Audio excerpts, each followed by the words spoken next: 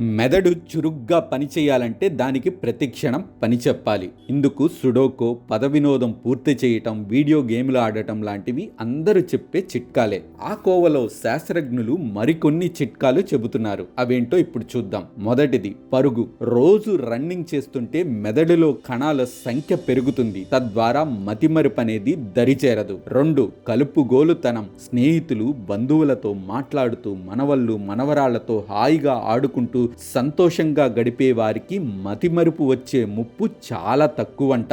ఇక 3. శృంగారం జరిపేటప్పుడు మెదడులో ఆక్సిటోసిన్ స్థాయిలు పెరుగుతాయంట. దీనివల్ల సమస్యలను పరిష్కరించే శక్తి పెరుగుతుంది. ఆ సమయంలో విడుదలయ్యే సెరటోనిన్ హార్మోన్ల వల్ల సృజనాత్మకత, తార్కిక శక్తులు పెరుగుతాయంట. ఇక 4. టీ. రోజుకి 3 కప్పుల టీ తాగితే అల్జీమర్స్ ముప్పు 60% తగ్గిపోతుందని ఓ పరిశోధన సారాంశం. గానం. మీకు నచ్చిన పాటల్ని సదా మనసులో పాడుకుంటూ ఉండండి. నీళ్లు తాగండి. శరీరంలో అన్ని అవయవాల కన్నా మెదడు పనితీరుకే ఎక్కువ నీరు అవసరం. శరీరంలో తగినంత నీరు లేకపోతేనే మెదడు సరిగా పనిచేయదు.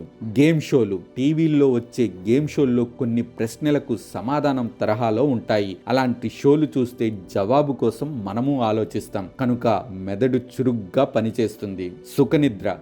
రోజుకు 6 గంటల కన్నా తక్కువసేపు నిద్రపోయే వారిలో క్రమంగా మెదడులోని సృజనాత్మక పదాలను గుర్తుంచుకునే శక్తికి సంబంధించిన భాగాలు నిస్తేజితమవుతాయి. కాబట్టి రోజుకు 8 గంటలు నిద్ర అనేది తప్పనిసరి. సానుకూల దృక్పథం. ఎప్పుడూ మంచిగా ఆలోచించడం, ఆనందకరమైన సంఘటనలని గుర్తు చేసుకోవడం వల్ల మెదడు ఎడమ భాగం బాగా పనిచేస్తుంది. ఇవన్నీ చేస్తూనే ఒమేగా-3 ఫ్యాటీ ఆమ్లాలు అధికంగా ఉండే సాల్మాన్ వంటి చేపలను, కోడిగుడ్లు, పాలకూర, ముడిబియ్యం వంటి వాటిని ఆహారంలో తరచుగా తీసుకుంటుంటే వయసుతో సంబంధం లేకుండా బుర్ర బ్రహ్మాండంగా పనిచేస్తుంది.